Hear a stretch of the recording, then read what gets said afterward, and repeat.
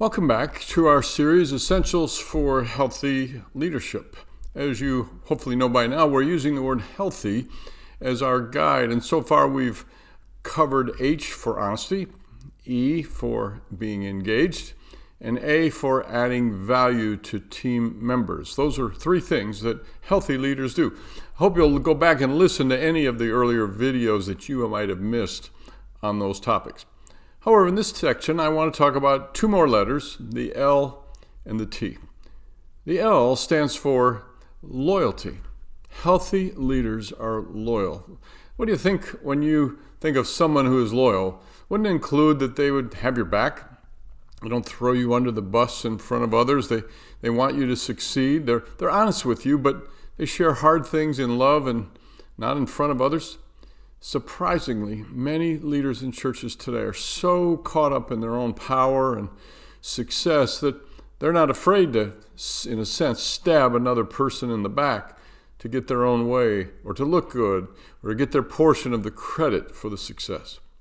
See, there are numerous ways disloyalty manifests itself in ministry leadership, but here are a few general categories. First, they quit keeping their word. They don't follow through as much on initiatives for the church's vision or plans they have specifically with certain staff members. They may say, well, I'm going to talk to the elders about taking discipleship to the next level, or we're going to ask each other on our staff to be involved in the process personally. Well, you know what the unhealthy leader does? They talk big, but they rarely follow through anymore. Instead, discipleship, or whatever the topic du jour is, gets lost in the urgency of the everyday, and their promise doesn't mean much anymore. Their diminished follow-through can show up in commitments to spend more time with staff, maybe be more visible, follow up on conversations left undone, or to make amends even for previous irritations or wrongdoing. You can see more on that in a later letter. But yes, healthy pastors also make better decisions and are willing to say no to an idea, but it's difficult for dysfunctional leaders to try to keep everyone happy, at least for a while, so they promise the moon. Sadly, their promises rarely bear fruit. See, Matthew 5:37 says, "Let what you say be simply yes or no. Anything more than this comes from evil." Or Psalm 89:34, "I will not violate my covenant or alter what my lips have uttered." See, disloyal leaders also quit having your back when you face significant people, leadership problems, or even just ask good questions. I know a pastor who went to an elders meeting one evening to discuss the ongoing challenges the church was having after their lead pastor left due to a long-held marriage set of problems. And involvement with another woman came up, and they never let the leadership know that they've been struggling for a long, long time. So they had a meeting to talk about where that was going to go. And as they talked about what they might do and say to help the church, maybe how we're going to move forward in spite of these issues, the chairman of the elders suddenly turned the discussion to the fill-in pastor, laying most of the blame for their current issues at his feet. To use more current vernacular, that leader threw him under the bus. That was the beginning of the end of that pastor's involvement at that church. Oh, and by the way, I know that pastor pretty well, and I know his situation, because that was me. See, I'd come into this setting that turned negative for the church. I helped bail them out and keep things moving forward, imperfectly, but only to have this leader turn on me in front of the other leaders for something I really didn't do. That's disloyalty. In other situations, disloyal leaders will promise to deal promptly with those attacking a specific staff person or ministry. And often, they never do. Pastors who are hurting and struggling will do everything they can to hold on to the little security and worth they feel they have. And to do that, sadly, they often put the blame on other staff. They fear that another staff person will look better than they are, or keep trying to do everything with the hopes that leaders and congregants will see what good workers they are and how much they're doing. A third form of disloyalty, though, is when leaders quit being honest with their staff. Talked about dishonesty a lot in the second video, but there are some other dynamics and issues worth mentioning here. Perhaps they at one time shared with staff both good points and areas where team members could improve, but now they say little of either. Again, they don't give too many compliments because they may make someone else look too good to others. They're probably feeling bad about themselves, but at the same time, they aren't willing to call staff out on anything because they want to somehow stay on the good side of everyone if possible. They might even quit looping the staff or key leaders into decision making, new church initiatives, vision tweaks, and potential creative ideas. Certain leaders who had access to the pastor or leader for a time are suddenly cut off from that role, and the leader takes on more control over the change process with just a handful of people who have his ear and vice versa. See, what many on the team were hired for, maybe you've been here, and were good at, they're now just a mere passing thought, but they no longer have a key purpose there. Now, I want to be clear, being loyal doesn't mean that you're never tough on anyone or you can't have high expectations. No. It doesn't mean giving everyone their own way or direction, whatever they want to do. And it's certainly not accepting blatant disrespect or insubordination or talking behind the leader's back with others on the team. See, Proverbs 20 verse 6 says, "Many a person proclaims his own steadfast love, but a faithful person, who can find?" Or Proverbs 24:21, "My son, fear the Lord and the king, and do not join with those who do otherwise." I love Ephesians 4:15, of course, which says that we are to speak the truth in love. Yes, speak truth, but in a spirit of love and, yes, loyalty. That's the L.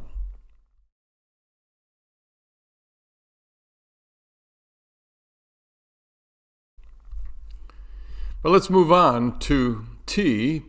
That stands for teachable. Read and listen to the words of some of the best experts in leadership, and you'll realize how vital they believe ongoing learning is supposed to be. Here are a few samples. We cannot become what we need by remaining where we are. That's leadership guru John Maxwell.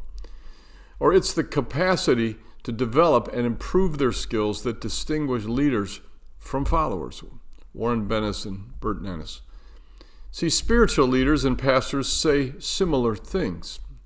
I love this one from long ago. "Once in 7 years, I burn all my sermons, for it is a shame if I cannot write better sermons now than I did 7 years ago." That's John Wesley. Excellence is not a gift, but a skill that takes practice. The great philosopher Plato. You see, unhealthy leaders can become stuck in their own arrogance, accomplishments, how much knowledge they have, experience, their maybe natural talent, while avoiding activities and relationships that will grow them.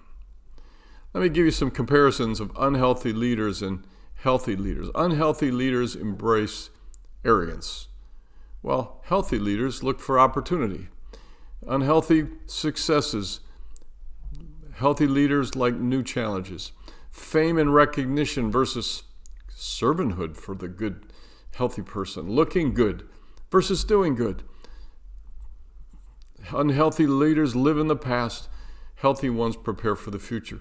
See, no one knows everything, so we can always learn more. How? Let me give you a few practical suggestions. One, get a coach.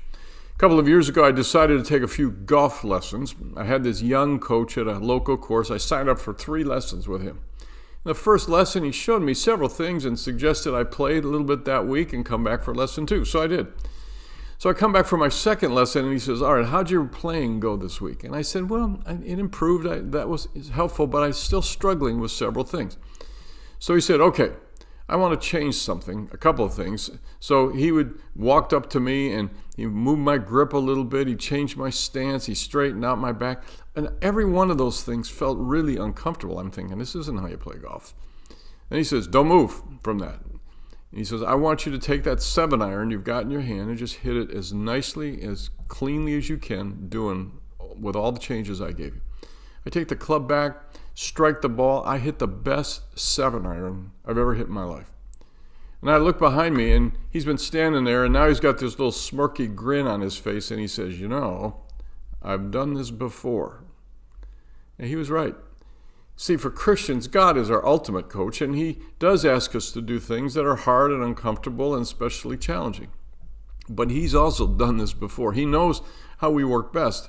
And so a human coach in our life can do the same and kind of be God in the flesh, Jesus with skin on, who just keeps us improving and growing and being honest and engaged and adding values and being loyal. Those things sound familiar when some of them don't come naturally. See, a coach is another set of eyes that can help us improve.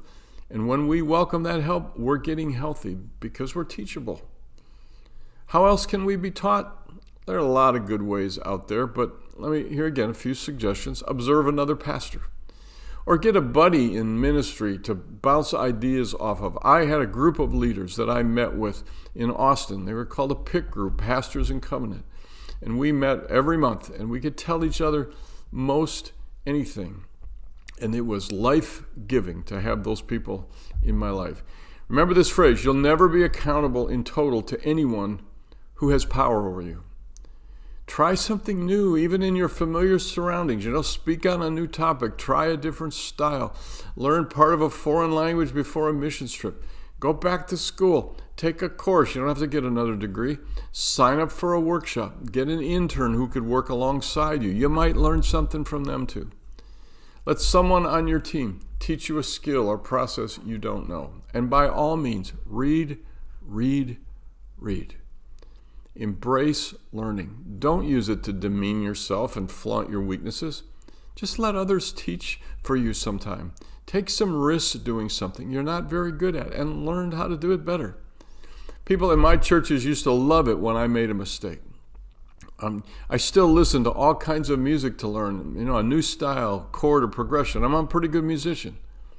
But see, I want to stay teachable, and you do too if you're going to be healthy. Your people, your team members know when you're not. You don't know everything. Don't try to convince anyone that you do. Look at the questions at the end as always, and we'll see you in the next video.